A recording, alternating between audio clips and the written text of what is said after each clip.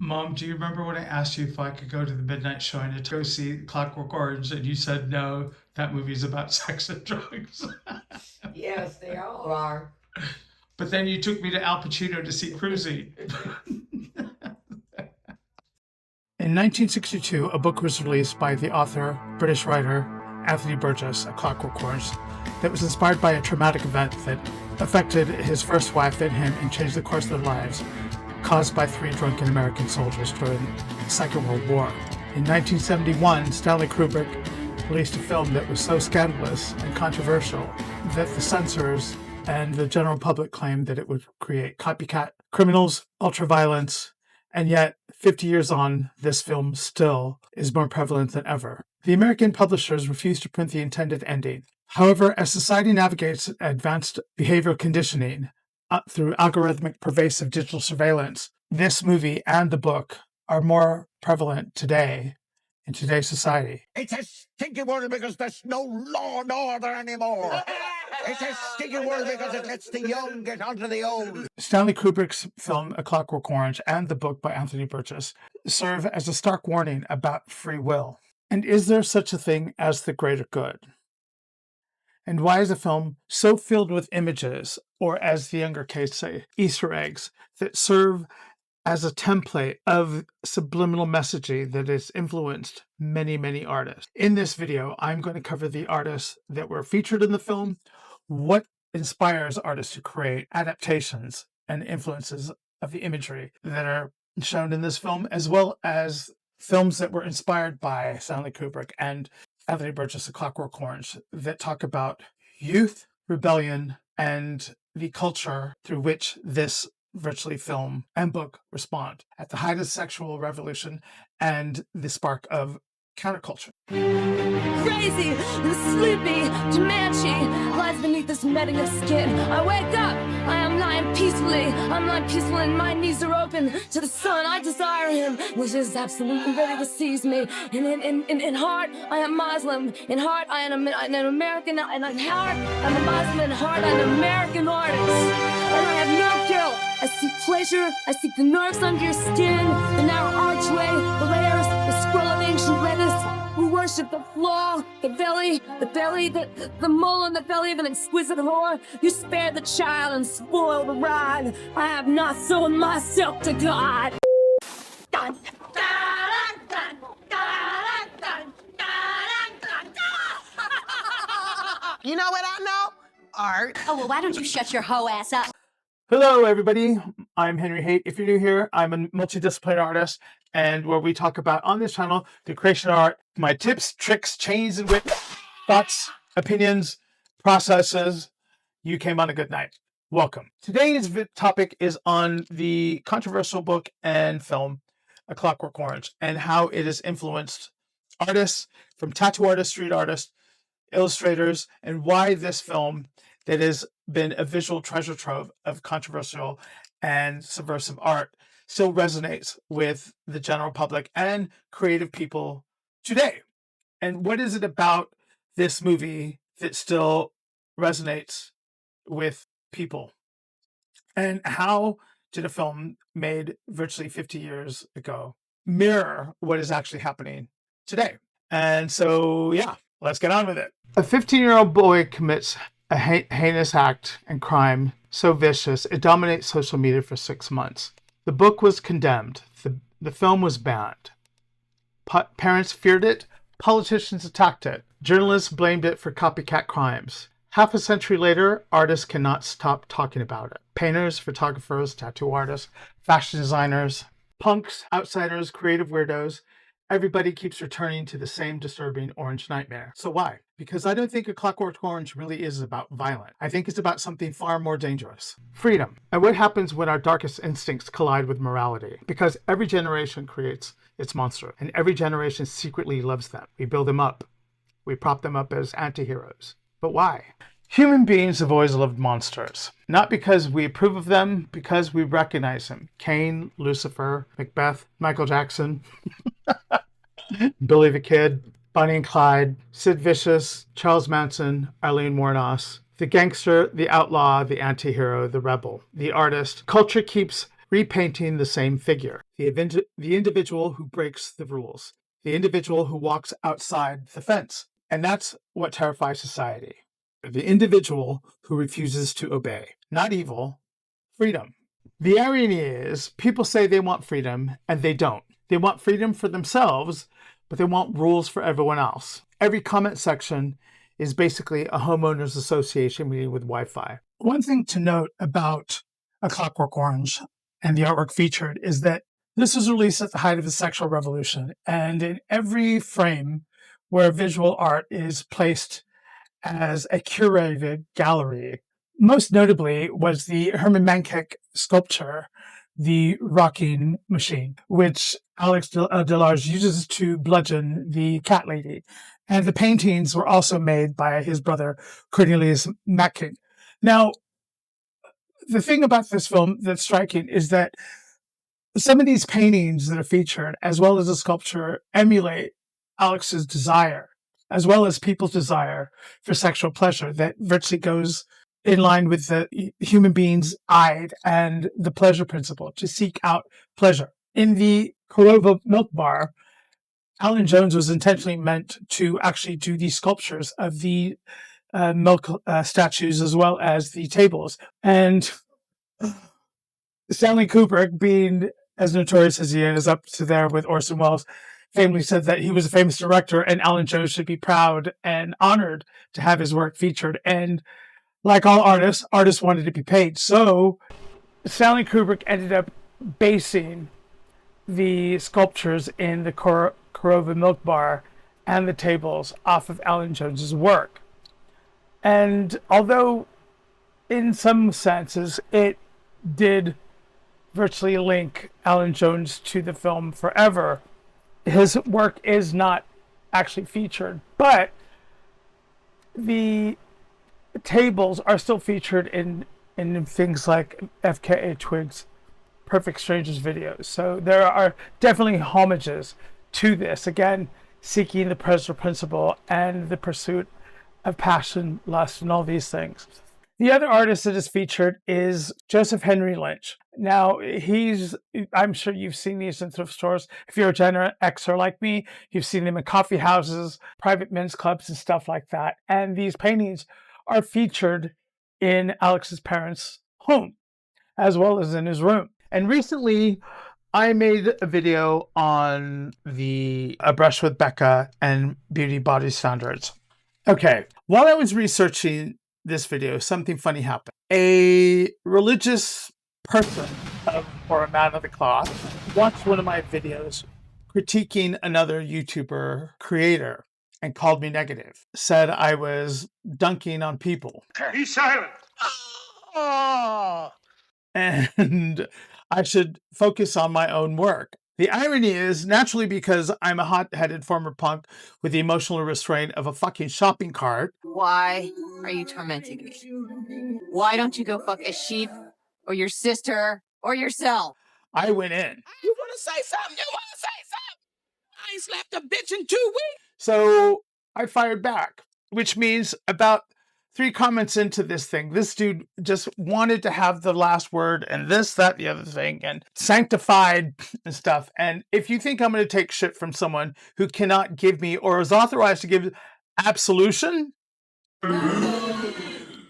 Bitch! which essentially means that we became the characters in A Clockwork Orange scene itself. I am the vicious asshole, and he is the sanctified, pious person, righteous, and doing for the greater good. So there, in a nutshell, is the critique of, it's not who's right, but this is a struggle that we've always been fascinated with in art.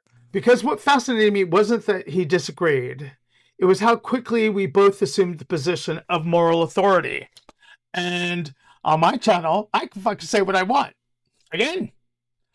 Bitch! So he became the virtuous deacon, and I became the defending, he was defending decency, and I became the delinquent, sex-crazed, morally corrupt bully. Well, Let the record show that the witness made the drinky-drinky motion. He was defending decency and I was defending free speech. And suddenly we're reenacting the story of 1,000 years. So that's where we can connect the Burgess theme. So what happens to the kid who doesn't fit in, the weirdo, the outcast, the strange anomaly, or just the person who just doesn't feel like they belong? In our beat poets, jazz clubs, every generation believes it is inventing rebellion. It isn't. It inherits it. After World War II, America was sold an extraordinary promise. Buy the house, get married, get 2 children, 1 car, 1 television, own a lawn, buy land. You've achieved success. Go to church, 1 nation, 1 dream, under God, indivisible, blah, blah, blah. You get the picture. But during the 1950s, it represented stability, conformity, and to millions, it worked. But for others, it felt like a prison. The fascinating thing about A Clockwork Orange is that nobody can escape criticism. Not Alex, not the prison system, not the politicians, not psychologists, not the church. Because there is a duality in every person, good or bad. We already know that, Alex is a psychopath and that some of the people that popular culture virtually hold into a spotlight in popular culture and art and the counterculture movement are troubled beings. But why? Why do we hold these things? Jesus Christ, I have a first edition Helter Skelter. My parents had the book and I remember reading it when I was in high school, and my teacher refused to let me do the book report unless I had I'm like, what's my parents' book? It's not like I went to the store and paid, I don't know, it was probably $8 at the time. And this, I just remember looking at the pictures and thinking, wow, they look really cool. When I started to understand the heinousness of what they did and the atrocities, and that how an artist like Trent Reznor would actually go to the Tate LaBianca house and record the downward spiral and then just decimate the house so that nobody could go there anymore. It virtually just makes this myth of what happened to a greater mythical proportion. And this is the thing that I think when artists tap into the dark portions of society, ourselves, and the ide of seeking the pressure principle, that so much of Alex resonates and he seeks out because he seeks pleasure in these heinous crimes. That being said, I do know the effects of ultraviolence on people. And in 2004, I had a friend named David Morley who was called Cinda. He was a tattoo client and the boyfriend of my close friend, Alistair Whiteside. 5 teenagers were going through London, happy slapping and wilding, where they just attack random people, robbing them and stuff. Cinda's was killed and didn't survive the attack. Alistair, to this day, Alistair has never recovered because he is spiraled out of control with addiction, trauma, and things. I think that for some reason, his trauma is his only friend, or that's how I think he sees it. So he doesn't want any help. But at the same time, these kids who committed this crime were teenagers. And films like Adolescence show the viciousness of a young boy. Now, a film of a 27-year-old man doing these heinous things to the point where they're really hard to watch is really shocking. But I think that today, if that film were to be made using a 15-year-old boy, I don't think it could not get past the censors. And even with watching a film like Adolescence, is just as hard to watch when that little boy goes from innocent to monster. What I find fascinating is that Alex never pretends to be moral. He's monstrous, but he's honest about it. But he's honest about being monstrous. Essentially, in Mean Girls, he'd be Regina George. I'm sick. Boo, you whore. But authorities, however, commit their own cruelty under the banner of improvement. And that's the tension. Open brutality versus righteous coercion. One is obvious. The other hides behind good intention. Instead of attacking a deacon directly, so to the religious dude who's witchy-poo fingering me or religious doing this, the thing about moral superiority is everybody thinks they own the franchise. The church has it, activists have it, politicians have it, influencers have it. We've got 10 billion self-appointed hall monitors wandering around the internet with the confidence of Moses coming down with a mountain carrying terms and service agreements. That's the reality of now. Everyone can have the last word, whatever. And, I don't think I'm right within this. Correct me if you don't agree with me, or show me a different point of view. But the thing about this video is that why is it that we are so fascinated with darker characters in a film like this that has spawned a counterculture movement that was birthed during both the sexual and countercultural movement, hippies, beatniks, and stuff, and then gave birth to glam rockers, punks, etc. I do find that when you're watching this film, it is like listening to a Pixies song or a Beethoven song, where visually you get the loud, quiet, loud, and the thing of Beethoven being a signifier of beauty, and then these vicious visualizations of murder, violence, ultraviolence, is again that kind of an assault on the senses of loud, quiet, loud. And I think that's the beauty of this film, is that Kubrick curated an art gallery. This thing, like the Rocky Horror Picture Show, grew legs and became this epic monster. And yet we're still talking about it. We're still fascinated by it. A Clockwork Orange is one of my favorite films, but not for the thing of the violence, because I know that a lot of women find it hard to believe, because watching it, unlike Natural Born Killers, where this is heightened, over-sensationalized, A Clockwork Orange is a little too real. The book is far more vicious and a lot more troubling.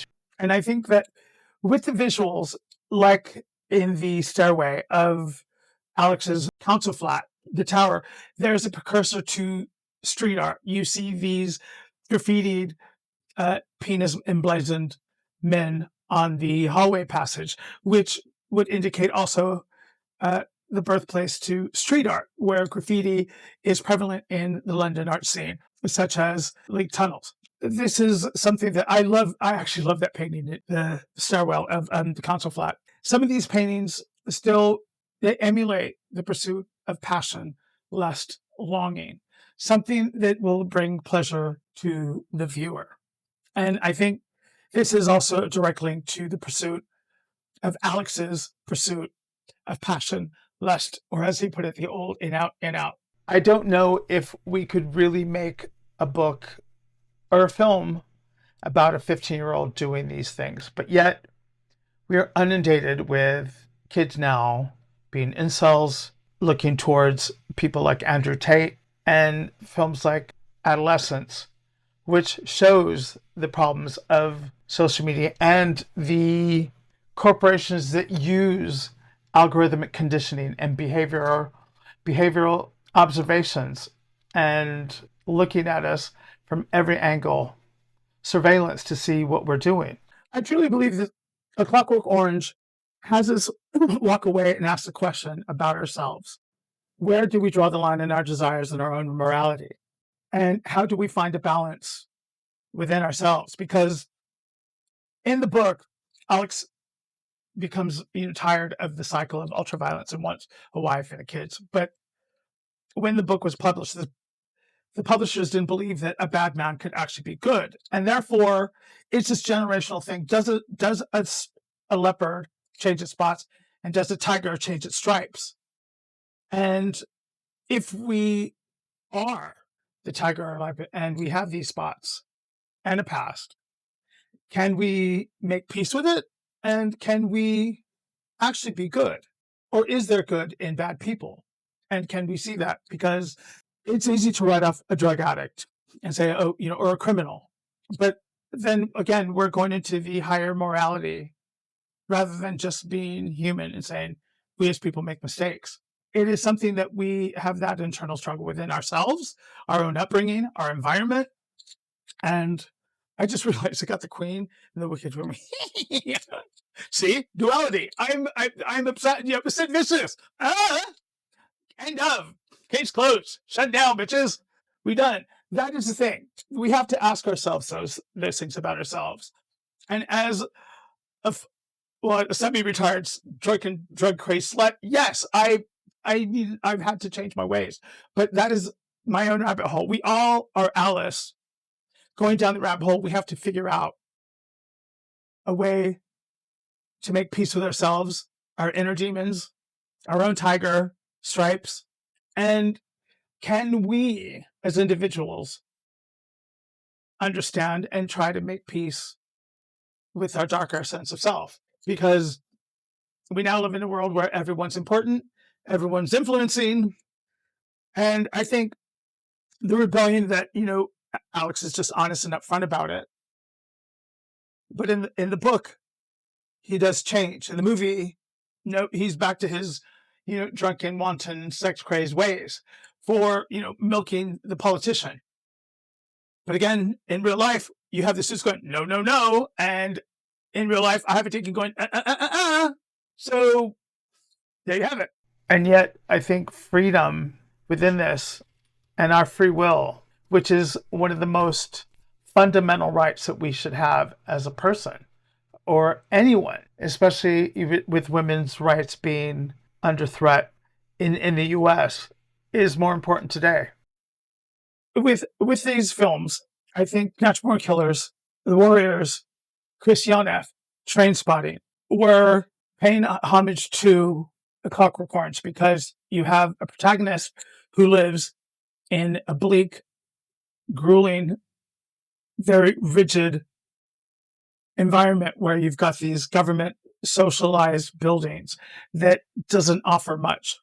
And as a reaction, these people go down the rabbit hole. And you could say that, it's kind of this Pinocchio thing where you go to Pleasure Island and you have to grapple with yourself of where do you draw the line of how much is too much pleasure for yourself and what that brings to the person. Oddly, I think with this incident with the individual, the deacon, that me and him are opposite sides of the same coin. There is a duality in this film, and it begs to ask the question.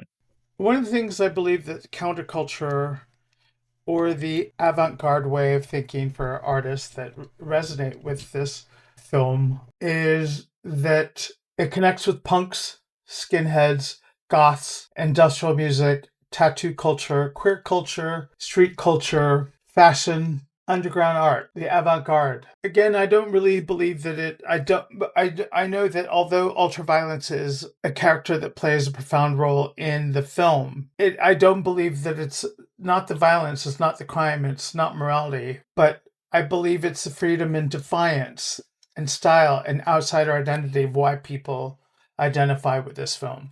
And I'm not saying that the violence and crime and morality are bad. We all have to temper ourselves to figure out what is right and wrong. But I do think that the pleasure principle in trying to figure out why we like what we do and what thrills us, where we grow our passions and our sexual desires, our primal instincts, that type of freedom, I think, resonates.